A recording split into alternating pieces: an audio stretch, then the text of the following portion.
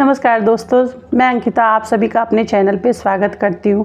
उम्मीद करती हूँ कि आप स्वस्थ होंगे और मस्त होंगे और अपने त्यौहार को फुल एंजॉय कर रहे होंगे। अब तो बच्चों की छुट्टियाँ भी हो गई होंगी और आज धनतेरस का दिन है, तो मैं भी स्कूल से आई तो सोचा आप लोगों के लिए एक वीडियो पोस्ट करूँ।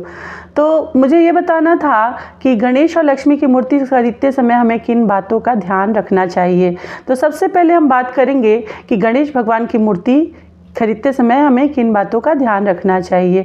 तो आइए जानते हैं। सबसे पहले हम अपने शरीर की बात करेंगे। हमारा जो शरीर होता है उसमें दाहिनी साइड में सूर्य नाड़ी होती है और बाएं साइड में चंद्र नाड़ी होती है। ठीक है, जो हमारा राइट साइड है वो सूर्य नाड़ी है और लेफ्ट साइड जो है वो चंद्र नाड़ी और बीच में सुषुम्ना नाड़ी होती है।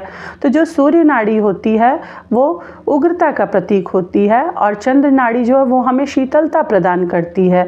जो हमारा राइट साइड है वो दक्षिण दिशा की ओर संकेत करता है, जो कि यमपुरी का वास होता है।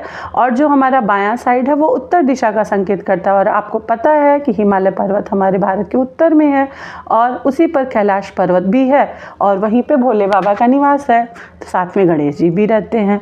तो इसीलिए गणेश जी की जो मूर्ति लेते हैं वो हमेशा बाईं तरफ सूंड वाली लेनी चाहिए। सबसे पहली बात ये आपको ध्यान देनी होगी कि हमें गणेश जी की जो मूर्ति है वो बाईं तरफ वाली ही लेनी चाहिए। इसमें कोई संशय नहीं है, कोई दुविधा नहीं है। दाहिने तरफ वाली मूर्ति मार्केट में बिकती रहती है, जिन्हें नहीं पता है वो लोग बिल्कुल खरीदते हैं। लेकिन दाहिने तरफ की सूंड वाली मूर्ति क्यों नहीं लेनी चाहिए, तो मैं बताती हूँ आपको कि दाहिने साइड की जो मूर्ति होती है वो तंत्र साधना वाले लोग लेते हैं। जो विशेष प्रकार की तंत्र विद्या का पाठ करते हैं वो लोग इस मूर्ति को खरीदते हैं।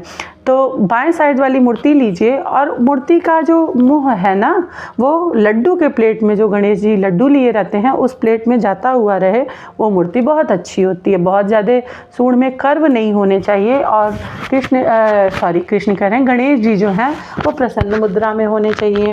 ठीक है, उसके साथ ही एक मिनट, मेरा माता लक्ष्मी की जो मूर्ति है उसे भी साथ में ही खरीदते हैं। तो एक बात का बिल्कुल ध्यान दीजिएगा कि गणेश जी और लक्ष्मी जी की जो मूर्ति है वो अलग अलग होनी चाहिए। कभी भी साथ में सटी हुई मूर्ति नहीं लेनी चाहिए, दोनों अलग अलग हों। ठीक है, इन दोनों की मूर्ति खरीदिए। तो लक्ष्मी माता की जो मूर्ति है वो हमेशा कमल पर विराजित मुद्रा में होनी चाहिए। कभी भी खड़ी माता की मूर्ति नहीं लेनी चाहिए। मैं आपको पिछली वीडियो में भी बताई थी कि माता का स्वरूप चंचल होता है। ठीक है, तो इसीलिए इनको खड़ी मुद्रा में नहीं लेना चाहिए, क्योंकि वो जाने के लिए तैयार होती है और हमें तो लक्ष्मी को अपने घर में विराजित करना है। तो बुद्धि के देवता गणेश और माता लक्ष्मी को साथ में रखने के लिए लक्ष्मी माता की मूर्ति हमेशा कमल पर विराजित मुद्रा में होना चाहिए। ठीक, और उनके एक हाथ से वो आशीर्वाद दे रही हों, वर मुद्रा हो, और दूसरे हाथ से वो धन की वर्षा कर रही हों और चेहरा जो है वो प्रसन्नचित मुद्रा में होना चाहिए और वो ऐसे लाल वस्त्रों को पहने हुई हों। और हाँ, गणेश जी जो हैं वो पीले वस्त्रों को धारण किए। वैसे मार्केट में बहुत रंगीन रंगीन कपड़े पहना करके भेजे जाते हैं और बहुत लोग अपनी मूर्तियों के लिए भी रंगीन रंगीन कपड़े लेकर आते हैं। तो प्लीज़ इस बात का ध्यान दीजिएगा कि यदि आप रेडीमेड वस्त्रों को ले आते हैं, आजकल मार्केट में बहुत सुंदर सुंदर चल रहे हैं, तो बहुत सुंदर देख करके आप अपने मन को कंट्रोल करिए और हमेशा पीला और लाल ही वस्त्र खरीदिए और वही इन दोनों को पहनाइए।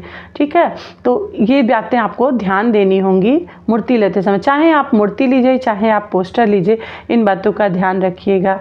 साथ ही एक बात बहुत ज़रूरी है, मैं तो भूल रही थी बताने के लिए, कि मूर्ति खरीदते समय मुझे या किसी और को इस बात का ध्यान देना। मैं भी अभी मार्केट जाऊंगी मूर्ति लेने तो मैं ये ध्यान दूंगी, क्योंकि मुझे तो पता ही है, लेकिन मैं आपसे शेयर करना चाह रही थी कि मूर्ति हमेशा इससे बड़ी नहीं होनी चाहिए। ऐसे क्लोज करके दिखा रही हूँ आपको।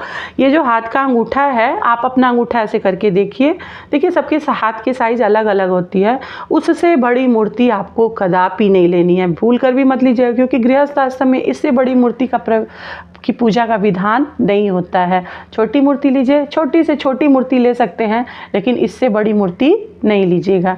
ठीक है, तो ये गलती नहीं करिएगा। आपको मेरी वीडियो की इन्फॉर्मेशन कैसी लगी मुझे कमेंट करके ज़रूर बताइएगा। और धनतेरस के दिन मैंने आपको पिछली वीडियो में भी बताया था और आज भी बता रही हूँ कि धनतेरस के दिन आप झाड़ू खरीदिए, खील बताशे खरीदिए, माता रानी की मूर्ति खरीदिए, मिठाइयाँ खरीदिए, धन्वंतरी भगवान की आज के दिन पूजा करिए, इन सभी बातों का ध्यान रखिए और बहुत ही खुशी और उमंग के साथ अपने इस त्यौहार को मनाइए। मैं इस वीडियो से आपसे विदा लेती हूँ। आगे भी ऐसी इन्फॉर्मेटिव वीडियो लेकर आती रहूँगी। वीडियो पसंद आए तो प्लीज़ मेरे वीडियो को लाइक, शेयर और कमेंट ज़रूर करिए और शेयर करिए। बेल आइकन को प्रेस करिए ताकि मेरी नई वीडियोस आपके पास पहुंचती रहे।